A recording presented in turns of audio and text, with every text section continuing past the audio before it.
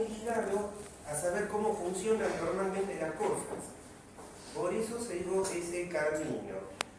Bueno, entonces, en respiratoria habíamos visto las funciones que le atribuíamos al pulmón. Bueno, ahora vamos a ver, dentro de lo que es la fisiología, la manera en que el pulmón puede llevar a lograr, a realizar un correcto intercambio de oxígeno y una eliminación del CO2. Para ello, nosotros dividimos la fisiología respiratoria, hola, ¿cómo te va? La fisiología respiratoria en partes. ¿Cuáles son estas partes? Esto es un viejo esquema que lo suelo utilizar en los profesorados. Entonces, ¿cuáles serían estas partes? Yo lo primero que tener en cuenta, por favor, lo que no se entiende me preguntan, un ingreso del oxígeno, ¿no? Esto viene del aire que nosotros estamos respirando. Este oxígeno, para poder ingresar, necesita... Hola, ¿cómo te va? Hola, instalante. Necesita de un proceso de ventilación.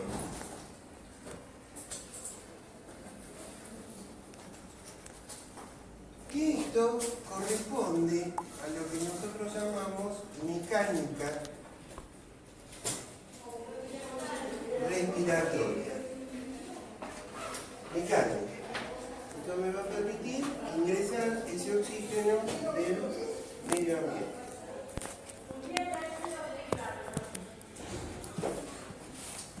Posteriormente, una vez que ingresó, necesita ser distribuido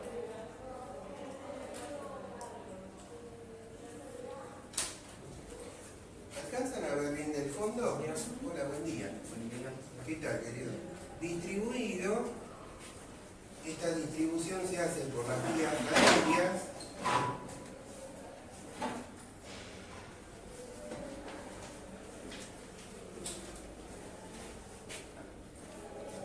Y llegar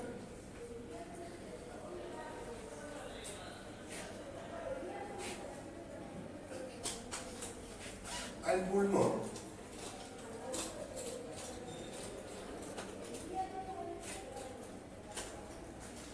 En el pulmón se produce lo que se llama la difusión o hematosis.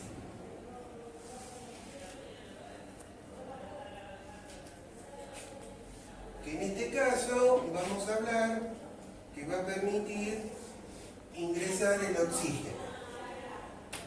Entonces este es el nivel pulmonar.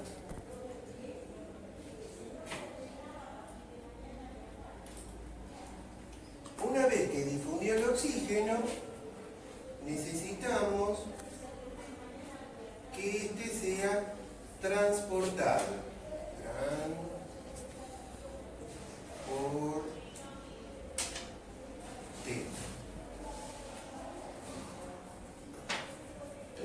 Transportado por la sangre.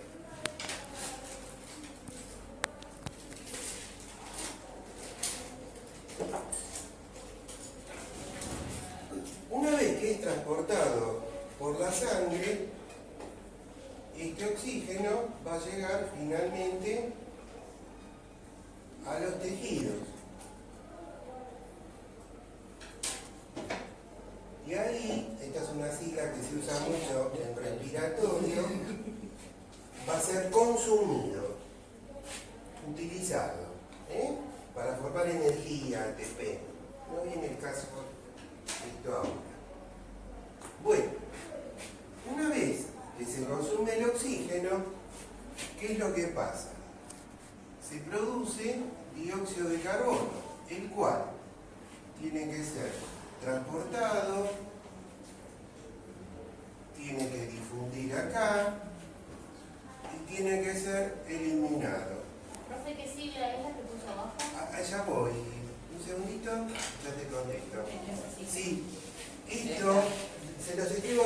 lo ven más grande.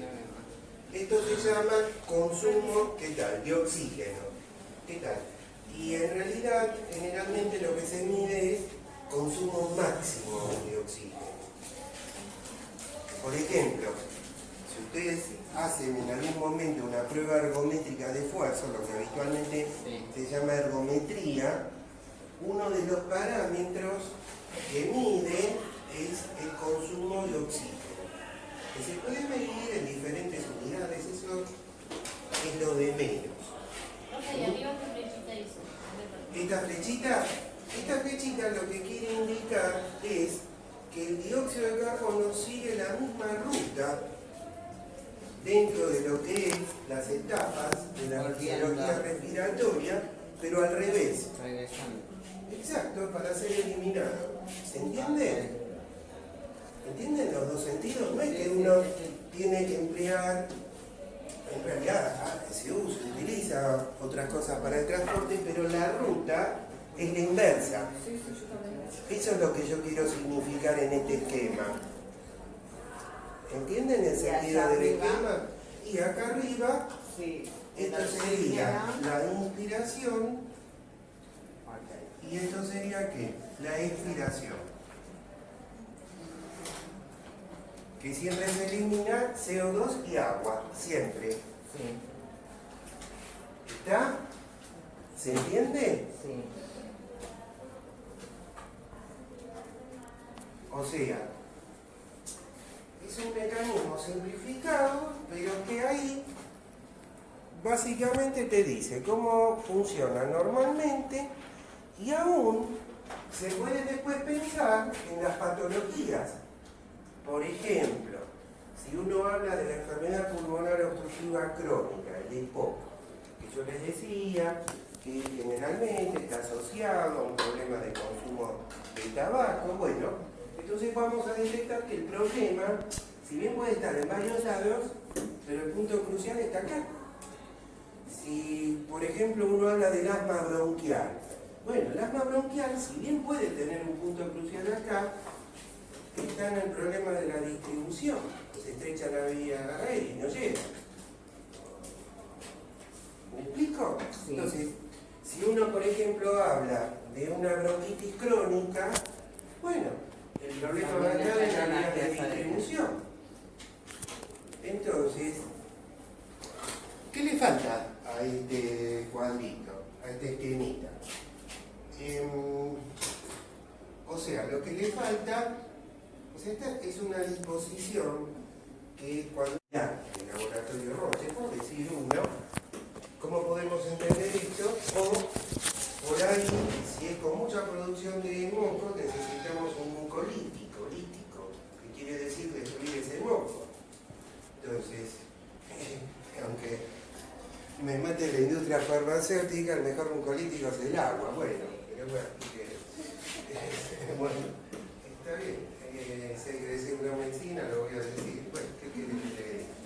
Entonces, ¿cómo es el tema?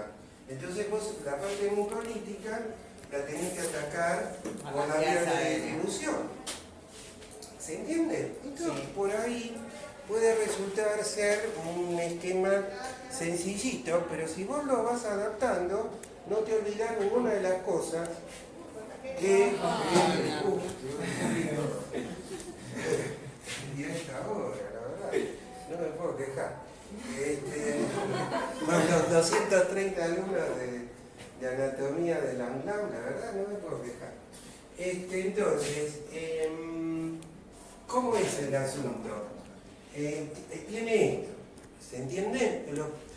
Guárdenlo, o hagan si quieren un esquema superior a esto, pero como para entender por dónde se ataca la cosa. Ustedes eso tienen que entender. No es solamente preparar el medicamento, ¿hacia quién lo preparan? ¿Y por qué preparan? ¿Hasta qué zona voy a atacar para que eso se reduzca? Exacto. Y se sane. ¿Se entiende bien esto? ¿Seguro? Sí. Bueno, Sí, muy bien. Bueno, ahora el problema es el siguiente. Tenemos que entrar, este es el esquemita, pero tenemos que empezar a entrar un poquitito en cada una de estas cosas. ¿Yo puedo esto sacarlo? ¿Seguro? Bueno.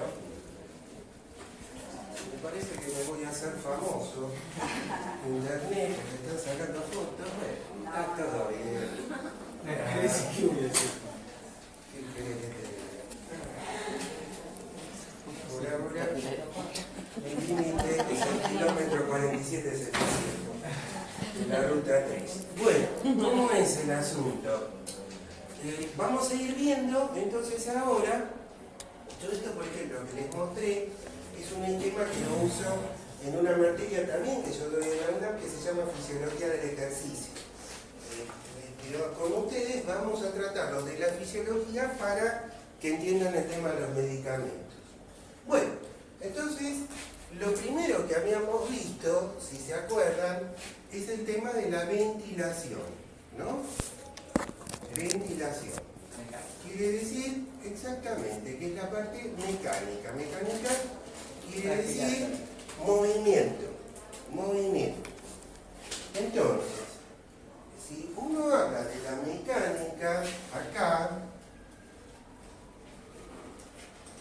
lo más importante que tenemos que tener en cuenta es que el pulmón, a través de sus vías respiratorias, produce en forma continua un proceso que se llama ventilación. Ventilación pulmonar. Se puede escribir así, BP o BL, es lo mismo. ¿Y de qué depende esa ventilación pulmonar? Del volumen corriente por la frecuencia respiratoria. Entonces, para poder permitir que entre y que salga el aire, este pulmón lo que tiene que realizar es un proceso de ventilación pulmonar. Volumen corriente por frecuencia respiratoria. Les aclaro, algunos autores, especialmente los ingleses, los sajones, para diferenciar volúmenes que uno los tiene que referenciar con unidades de tiempo, le agregan un puntito. O sea, ¿por qué? Porque yo tengo que buscar una unidad de tiempo, ahora lo van a ver. ¿Qué es el volumen corriente? El volumen corriente corresponde a los movimientos del aparato respiratorio que permiten... Perdón, profesor. Sí, a los movimientos. Sí, a los movimientos del aparato corresponde a los movimientos del aparato respiratorio que permiten el ingreso y egreso del aire.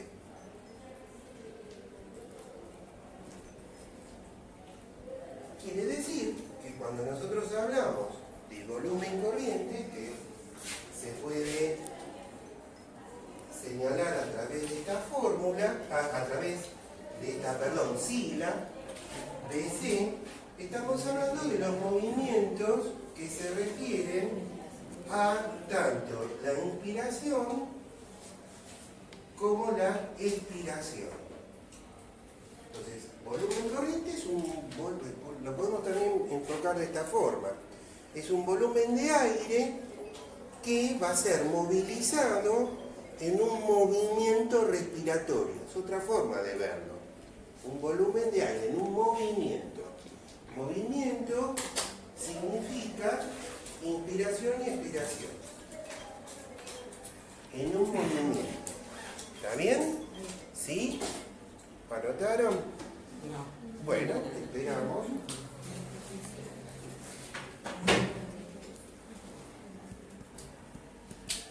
Bueno.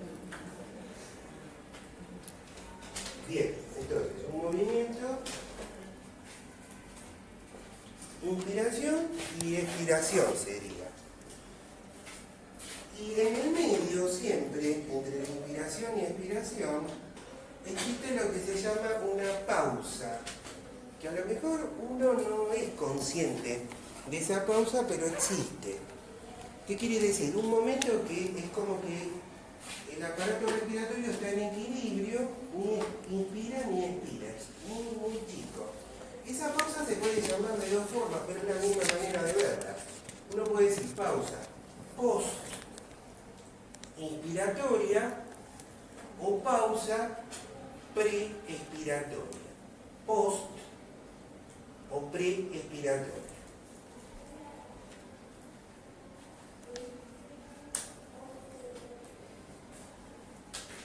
esa pausa, se los cuento un poquito aparte, la manejan mucho la gente. Nosotros ahí en la carrera de educación física, como es una carrera que forma docentes, hay una materia que se llama elocución, es el manejo de la voz. Entonces, esta pausa, ellos hacen ejercicios como para poder manejar la voz y evitar, digamos, patologías dentro de lo que es el manejo de la voz. Imagínense que lo que sería el aula para el profesor de educación física generalmente es un patio. Tiene que estar dando ahí las indicaciones, por lo tanto el manejo de la voz es muy importante. Inspiración y expiración. Entonces, esto es volumen corriente, ¿se entiende? Estos volúmenes todos tienen un número, pero ese número yo no lo doy, digamos, como para que ustedes lo memoricen ni nada, porque es un número estándar que depende de una persona que tiene alrededor de 20 años, que mide 1,70 m, que tiene 70 kilos. No va a la variación específica de cada uno de nosotros. Pero si salvamos todas estas disquisiciones que les estoy diciendo, aproximadamente el volumen minuto, el volumen corriente, no minuto, el volumen corriente es de unos 500 mililitros, o pueden decir también centímetros cúbicos, porque estamos midiendo volumen de aire. ¿Se entiende? Pero, insisto, esto es un número así, medio estándar, no quiere decir que todos tengamos lo mismo. Bueno, una palabrita más de volumen corriente. La inspiración siempre, ténganlo en cuenta, es un fenómeno activo. ¿Qué quiere decir eso? Siempre se necesita participación muscular. Nunca se puede hacer sin participación muscular. O sea, es un fenómeno activo. Hay una serie de músculos, que algunos los voy a nombrar a todos, pero que pueden ser importantes para entender a veces cómo, digamos, la cosa va a andar mal si hay una patología. Bueno, el principal músculo inspiratorio es el diafragma, es el principal. Y otro principal son los músculos que se llaman intercostales externos. Bueno. El primero, ¿cómo era? Diafragma. Intercostales externos. Yo doy anatomía en varios lugares, pero no voy a hablar acá de la anatomía del diafragma, porque bueno, ustedes tienen que tener un conocimiento general. Pero sepan por lo menos, nada más. Y cuando uno habla de diafragma, vos lo que tenés que pensar que tiene una formita así, una forma de cúpula se llama. ¿Por qué? Porque sigue todo el reborde de la parrilla costal. Este es el diafragma normal, porque en una enfermedad que se llama enfisema se aplana, viendo estas características de curva. Entonces, estas dos musculaturas son las que permiten el ingreso del aire. ¿Cómo lo permiten? Lo voy a hacer también en forma muy sencilla. El diafragma, cuando uno toma el aire, desciende en dirección a la cavidad abdominal. Eso se llama excursión del diafragma. Excursión. ¿Y eso qué provoca? Lo hago muy sencillo. Provoca que a nivel del tórax, dentro del tórax, donde están los pulmones, la pleura, se genere una presión menor a la que tenemos en la atmósfera, como si fuera una bomba. ¿A la altura del qué? Claro, exacto. Se provoca una presión inferior a la de la atmósfera. A ver, para que se entienda. Si yo, por ejemplo, tengo que ingresar el aire, supongamos que estamos hablando de un aparato respiratorio acá, en el llano. Ni en altura ni me voy para abajo, que la cosa cambia. Entonces, a este nivel del mar, todos los gases que están formando parte del aire, del cual nosotros utilizamos más el oxígeno, pero hay otros, y están todos mezclados dentro del aire, con vapor de agua, y todos mezclados, los gases generan presiones. ¿Se acuerdan que algo hablábamos la clase pasada? Entonces, esa presión, si uno aplica una antigua ley de la física de los gases, que es la ley de Dalton, es muy sencilla. Él no dijo una cosa muy complicada, dijo que la presión total en un lugar, en un recipiente donde tenés una mezcla de gases, es igual a la suma de las presiones parciales. O sea, de oxígeno, en este caso, nitrógeno, todo lo que hay. No era una cosa muy... Pero bueno, en el siglo XVIII, imagínate, no es con los ojos que lo vemos, digamos, ahora.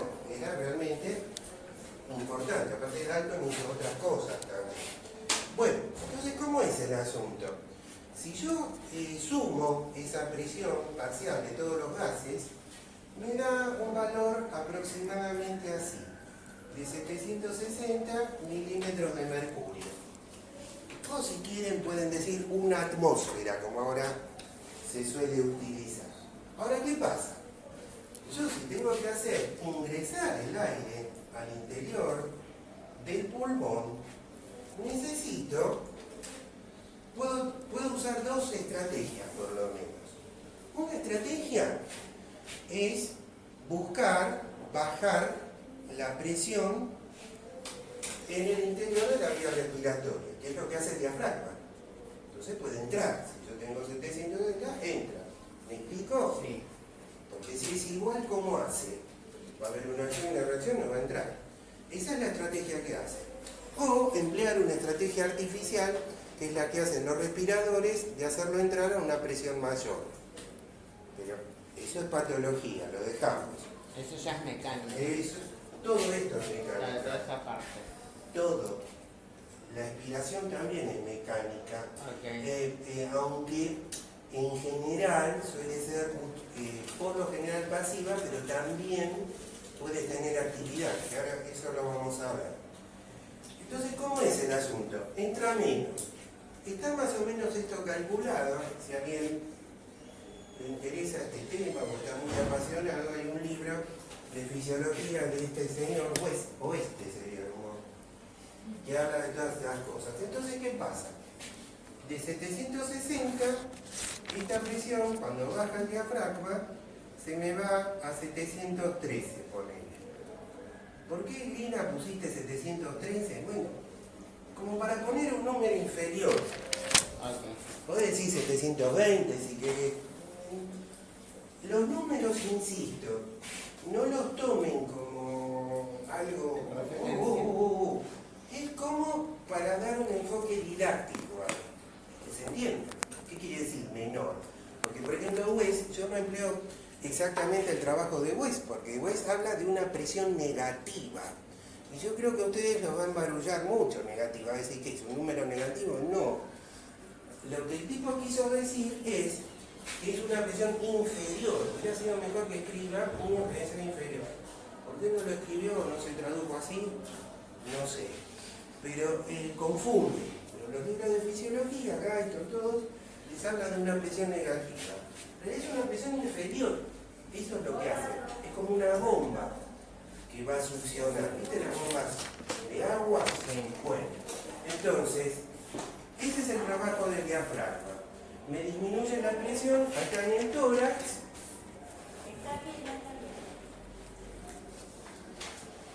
Y en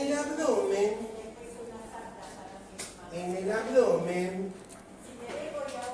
cuando se produce el descenso del diafragma, el abdomen, las vísceras del abdomen son traccionadas. Traccionadas quiere decir empujadas.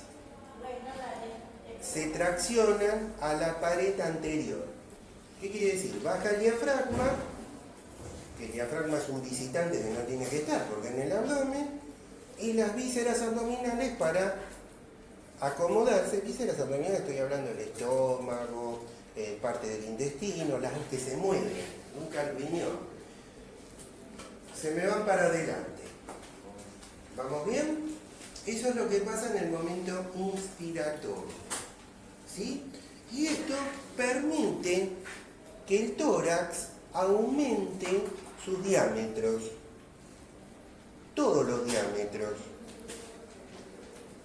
Todos los diámetros.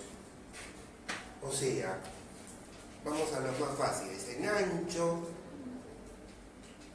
en largo, o sea, más alto, y antero-posterior. Los 3 diámetros. Si no se ¿Podría acuerdan, repetir? sí, en ancho, que es el que más se van a acordar, pero también hacia arriba y también hacia lo antero-posterior. Si no se acuerdan los 3 no importa, pero por lo menos recuerden eso, que esa estrategia de bajar del diafragma hace que no solamente que baje la presión en el interior del tórax, sino que también se ensanche. El pulmón se ensanche, permite que entre el aire, ¿está bien? Si después se acuerdan que se ensanchan los 3 diámetros, bueno, maravilloso. ¿Vamos bien? ¿Sí? Y en cuanto a los intercostales externos, esto también, los intercostales son músculos que hay externos e internos, y los autores clásicos en anatomía hablan de medios también. Hay una especie como también cierta discusión si son los externos inspiradores o no, pero bueno, yo le doy lo que la gran mayoría de autores está de acuerdo, y que justamente esos intercostales llegan a dilatar, vamos a hacerlo así sencillo, la caja torácica en los lugares donde el diafragma, por su condición anatómica, no puede llegar. Si recuerdan algo, vieron la anatomía, el diafragma más o menos a la altura del quinto arco intercostal se terminó. Entonces, ¿qué pasa con las regiones superiores? Inclusive en las regiones superiores, que esto es muy importante cuando uno habla de patologías, intervienen músculos que se llaman accesorios a la inspiración. Hay unos cuantos, unos que se llaman escalenos, bueno, dejalo ahí. ¿Se entiende entonces lo que pasa, la expulsión del diafragma? ¿Cómo es? Bien, entonces baja, las vísceras se me van para adelante, baja la presión en el tórax, ¿y qué pasa? Se ensancha, y así puede entrar el aire. Y es más, no solo que puede entrar el aire, cuando las vísceras se van para adelante en la pared abdominal, lo voy a explicar sencillo, tampoco me voy a meter mucho en física de la respiración, pero para que tengan ustedes una idea, es como que te produce un broche, te cierra, no solamente que empuja, sino que también cierra el abdomen para evitar fugas de aire. Hay un problema, a lo mejor lo escucharon hablar alguna vez o estuvieron con algún cirujano, que se llama neumoperitoneo. Sí. ¿Escucharon hablar? Sí. Bueno, el peritoneo es una membranita que va recubriendo muchos órganos del aparato digestivo. Bueno, ¿qué es ese neumoperitoneo? Neumo son todas palabritas que vienen del griego, que quieren decir de pulmón, de pneuma. Entonces, ¿qué quiere decir? Que este mecanismo que yo les digo de broche, por alguna razón, no vamos a entrar ahora en detalles, se pierde. Y estoy hablando de neumoperitoneo patológico, no alguien que quiso hacer un estudio y insufla aire para ver algo. Entonces, ¿cómo es el asunto? Entra el aire donde no tiene que entrar, y eso puede provocar una serie de problemas. Normalmente, esas vísceras que se van para adelante te cierran la posibilidad de que el aire se escape por alguna vía que no es la del pulmón. Eso es muy importante también tenerlo en cuenta. Y eso entonces es el fenómeno de inspiración. Y esto tiene que ver con el volumen corriente.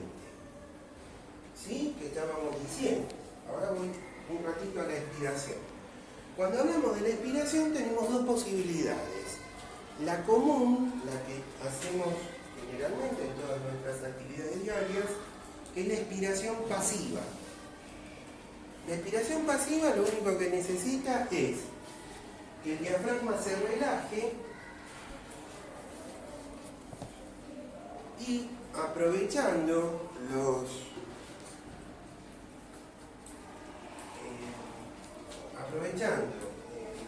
las fibras elásticas del pulmón, el aire sale sin necesidad de participación muscular. Pero tenemos también lo que se llama una expiración forzada o activa. Profe, aprovechando las fibras elásticas del pulmón. Sí, del tejido pulmonar, el aire sale y tiene previamente sí o sí que relajarse el diafragma. No importa, los intercostales también, pero el diafragma tiene que relajarse. Se relaja, ahora vamos a ver por algo nervioso, ¿no? Así nomás. Bueno, entonces todo sale. Bien. Expiramos CO2, vapor de agua. Pero existe la posibilidad que la expiración sea activa. Entonces, cuando nosotros queremos forzar esa expiración, en ese caso necesitamos la contracción muscular. ¿De qué músculos principalmente? Los de la pared anterior del abdomen. Por ejemplo, oblicuo mayor, oblicuo menor. La presión, perdón. Claro, necesitamos la participación de la contracción de los músculos de la pared anterior del abdomen, principalmente. Hay otros, ¿no? Oblicuo mayor, oblicuo menor, transverso, recto, bueno. Cuando pasa eso de que te agarra como una puntada en el pecho y te Sí. cuesta respirar, Sí. ¿tiene que ver con el tema de los músculos? Puede ser una participación muscular, una inflamación condrocostal, que eso se llama un síndrome, se escribe así, Tietze, Tietze, pero antes de llegar a esa conclusión, sería deseable indagar un poquito más. Porque, bueno, cualquier molestia o problema que pueda haber a nivel, por ejemplo, torácico, bueno, requiere mínimamente de tener una cierta seguridad que uno está trabajando con eso, porque realmente es diferente lo que se puede hacer. Igualmente requiere algo minucioso, no es simplemente como muchas veces tocar el cartílago condrocostal, bueno, no es nada. Por ahí hay un problema a nivel de la columna, de la postura, que eso tiene tiempo, u otras cosas que tienen que ver con el contenido de la pared torácica, corazón, pulmones, que hay que investigar. Bueno, entonces como les decía, la expiración. En educación física, los estudiantes del profesorado siempre, cuando llegamos a este punto, la pregunta que suelen muchos hacer es: y yo estoy corriendo una carrera de 400 metros y siento una puntada acá en el costado, en la zona del vaso. Bueno, pero eso en general es un signo de que hay un desajuste entre el esfuerzo que quieren hacer y el entrenamiento que tienen. Generalmente es eso, generalmente. Igual yo siempre doy la respuesta que antes de llegar a conclusiones simples es conveniente pensar en una panorámica de todo. Bueno, quiere decir que la persona lo tenga, pero siempre es bueno pensar bien. La falta de ejercicio. Podría llegar a ser, ¿no? Mirar bien con quién estamos hablando y qué es lo que está pasando. Yo siempre eso se lo cuento. Bueno, esto entonces es la expiración, que tenemos, repito, dos formas. Una pasiva y otra activa. La activa siempre con participación muscular. No hay ninguna otra forma. Bueno, ahora, si yo tomo en cuenta la cantidad de movimientos respiratorios, inspiración y expiración es un movimiento respiratorio muy sencillo tener ese parámetro. La técnica no es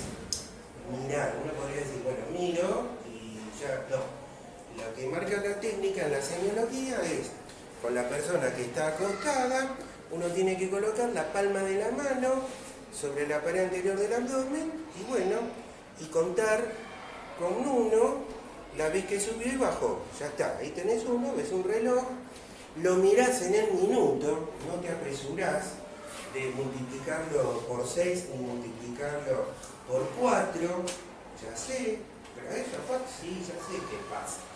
Yo acá tendría que decir cómo son las cosas.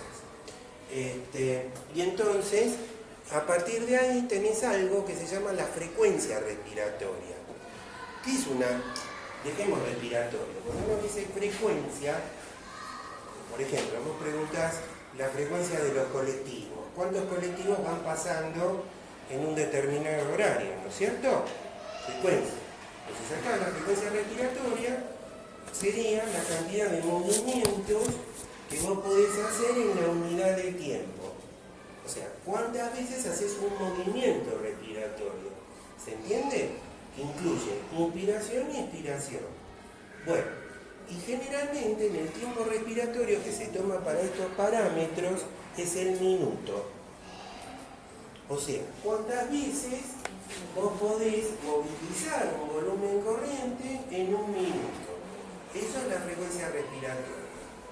Bueno, las frecuencias respiratorias, así como yo les dije que cuando hablamos de volumen corriente, cuando hablábamos del volumen corriente, yo les puse 500 y les dije, uy, es un valor muy variable, la frecuencia respiratoria es todavía más variable. ¿Por qué? Porque depende de la edad, depende si la tomamos en el llano o la altura, depende si se lo tomamos a un varón o a una mujer, si es un niño, si es una niña, depende al anciano también, depende también si uno tiene una enfermedad. O sea, hay un montón de variables, pero si queremos tomar un numerito a los fines didácticos y para poder entender un poco más el tema, podemos decir que la frecuencia respiratoria en un adulto joven, no estoy hablando de un niño, es aproximadamente de 12 a 15 ciclos por minuto. ¿Por qué ciclo? Porque si todo el mundo dice 20, 10, para el pulso vale lo mismo. Habría que decir ciclos por minuto. No, pero yo me dijo 50, 80. Sí, ¿pero qué? La verdadera medida es porque vos estás viendo cuántos ciclos, lo razonamos sencillo, vas a tener en un determinado movimiento, en un determinado minuto. ¿Qué quiere decir? Que si vos multiplicás 500 por 12, ¿cuánto te da esto? Esto te da, si lo haces en mililitros, serían 6.000 mililitros, pero a veces, para no usar unidades tan así largas, se lo pasa a litros. ¿Por qué viene a decir litros? Porque estamos hablando de volúmenes, son medidas de capacidad, donde se las puedo decir. Entonces, más o menos, podríamos decir que 6 litros por minuto, si quieren 6 litros en el ciclo de un minuto, que queda medio largo, lo dice 6 litros por minuto, sería el valor de una ventilación pulmonar. ¿Se entendió? Bueno, estos son páginas y páginas y páginas de libros de fisiología y un montón de cosas. Y de aguas y de ideas y de todo eso. Bueno. Resumidas en el currículum. ¿Se entendió? ¿Sí? ¿Vieron para que a veces puede servir un docente? Entonces, claro. Bueno, ven que todavía no somos cachivaches y algo servimos. Bueno, jamás. entonces, el asunto es que vos a partir de ahí, obviamente, no te tenés que solamente enamorar de esta clase y casarte con él. Tenés que profundizar, queridos, más. Pero la idea, quizás, del docente es poder ordenar un poquitito tanta información que hay. Bueno, entonces, ¿cómo es el asunto? 6 litros por minuto. Bueno, y voy a cerrar un poquitito esto para hacer el descanso que le dijimos, de unos 5 minutitos, 10 como mucho. Y con esto, con el tema de la expiración, porque este punto, si yo tengo que hablar con ustedes, lo tengo que relacionar con algo de técnicas en farmacia hospitalaria. Acá hablamos de una expiración pasiva y activa. Sí. Ahora, la expiración activa depende de la parte muscular. Sí. Un ejemplo de expiración activa patológica, pero ojo, no se hagan por esos problemas ni dramas ni nada, pero que no es la que sería normal, es la tos. Mira vos.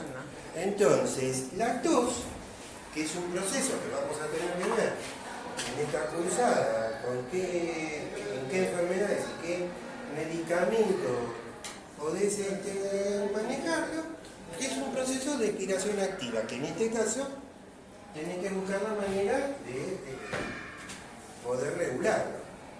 Es esa desviación que hay. Es eso. Bueno, bien, esto entonces se entendió. ¿Listo? Bueno, otra cosita, los compañeros que se han sumado a esta cursada, yo hablé en un principio, cuando empezamos la clase, que por algunas directivas que recibimos de la directora, la señora Katy, aparte de